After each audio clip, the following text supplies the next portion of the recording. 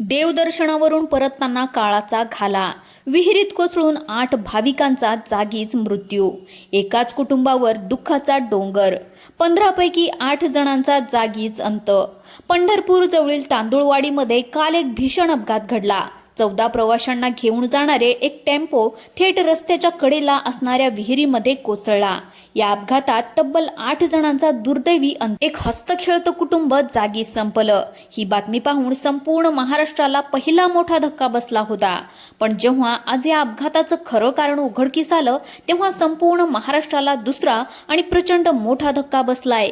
कारण विहिरीच्या मालकानं जे सत्य सांगितलं ते ऐकून आज सगळ्या महाराष्ट्राच्या पायाखालची जमीन सरकली. या अपघाताची बातमी काल वाऱ्यासारखी व्हायरल झाली. त्यामुळे अनेक आमदार आणि मंत्र्यांनी घटनास्थळाला भेटी दिल्या. मुख्यमंत्र्यांनी कुटुंबाला 5 लाख रुपयांची मदत जाहीर केली आहे. सुरुवातीला प्रत्येकाला असंच वाटत होतं की गाडीचं नियंत्रण सुटल्यामुळे रस्त्याच्या कडेला असणाऱ्या विहिरीमध्ये थेट चालक घुसला. पण आज जे कारण समोर आलंय ते कारण अत्यंत वेगळंच निघालं. विहिरीच्या मालकानं जे सत्य जगासमोर आणलंय त्याचा संबंध थेट 4 वर्षापूर्वी घडलेला एका घटनेशी जोडला आहे. 4 वर्षापूर्वी विहिरीचं रहस्य मालकानं सांगितलंय. खरं तर त्या दिवशी शेवटच्या 10 सेकंदामध्ये नेमकं काय घडलं, अपघात कशामुळे झाला हे सुरुवातीला कुणालाच माहिती नव्हतं. पण हा अपघात जेव्हा घडला तेव्हा तिथे अनेक टीव्ही चॅनलचे पत्रकार पोहोचले. तेव्हा सगळ्यात आधी तिथे एक असा माणूस सापडला ज्याने गाडी विहिरीत पडताना स्वतःच्या जीवाची पर्वा न करता पाण्यामध्ये उडी मारली.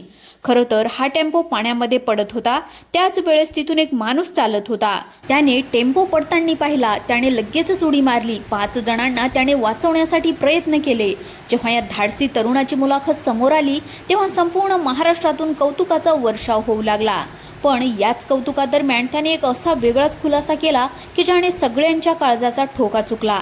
पण तेवढ्यात खरा धक्का तेव्हा बसला जेव्हा आज विहिरीच्या मालकाची मुलाखत समोर आली.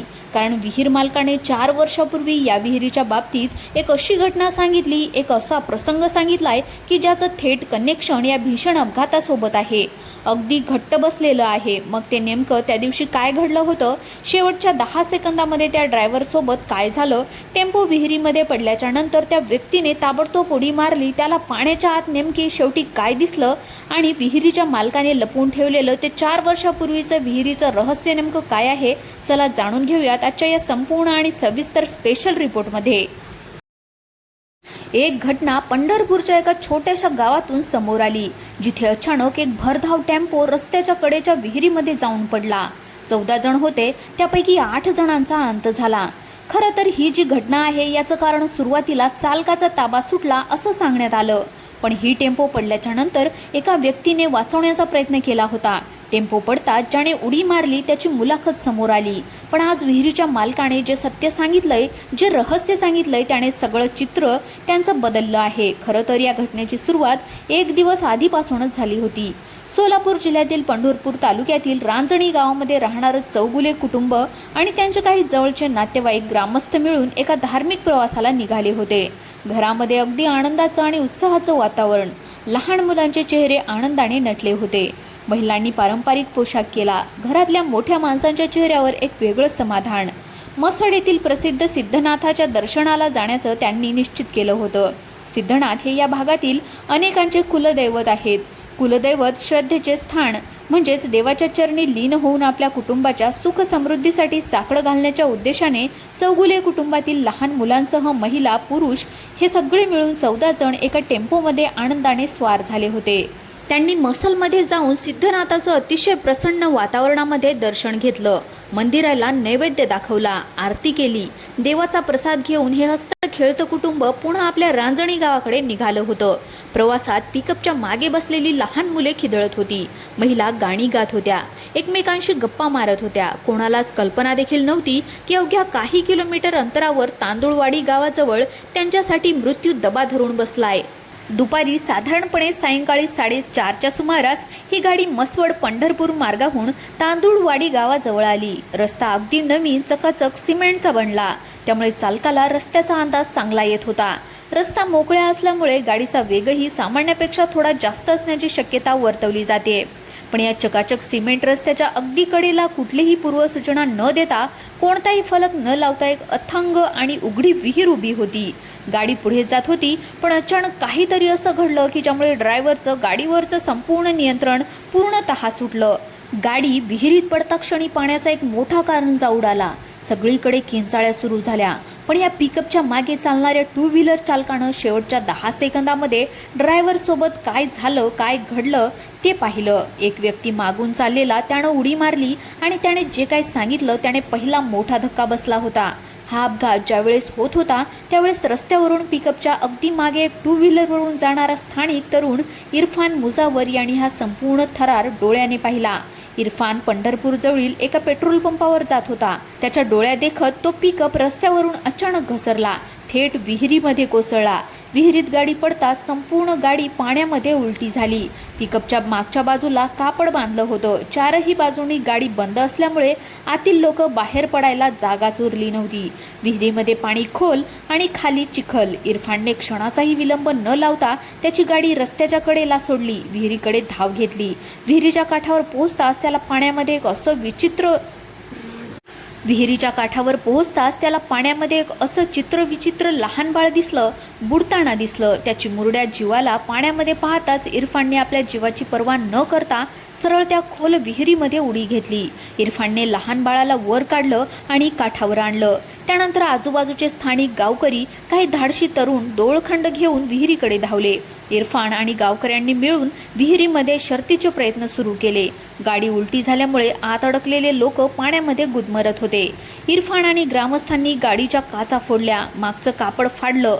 आत असलेल्या प्रवाशांना एक एक करून बाहेर काढायला सुरुवात केली. संपूर्ण बचाव कार्यामुळे 16 ते 14 पैकी 6 जणांना सुरक्षितपणे बाहेर काढलं, ज्यामध्ये लहान मुलांचाही समावेश.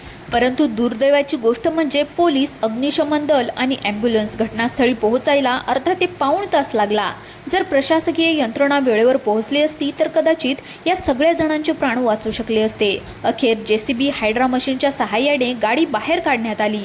तोपर्यंत 7 महिला आणि 1 बाळ हे त्या ठिकाणी तिथे ते झालं होतं. रांजणी गावावर अगदी दुःखाचा डोंगर कोसळला. इरफान आपल्या धाडसाने 6 जीव वाचवले खरे, पण गावकऱ्यांच्या मते ही या रस्त्यावरची पहिली घटना नव्हती. या विहिरीच्या आसपास गेल्या 1 महिन्यामध्ये काय घडलं होतं, या मृत्यूच्या सापळ्याला जबाबदार कोण होतं, आता विहिरीच्या मालकाचा जबाब येणार होता. अपघातानंतर सोलापूरचे अधिकारी कार्तिकेयन यांनी चौकशीचे आदेश देत कंत्राटदारावर कारवाईचे आश्वासन दिले. सोशल मीडियावर अनेक प्रकारच्या चर्चा सुरू झाल्या. विहिरीचा मालक काय करत होता अशी चर्चा सुरू झाली.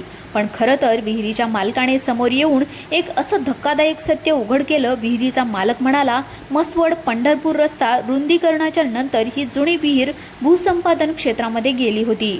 नियमानुसार ती मातीने बुजवून रस्ता करणं अपेक्षित होता. मालकाला नुकसान भरपाई देऊनही विहीर बुजवण्याची विनंती रोडवेज सोल्युशन कंपन्यांच्या अधिकाऱ्याने केली होती. परंतु पैसे वाचवण्यासाठी किंवा ढेसाळपणामुळे कंत्राटदारानं विहीर बुजवली नाही.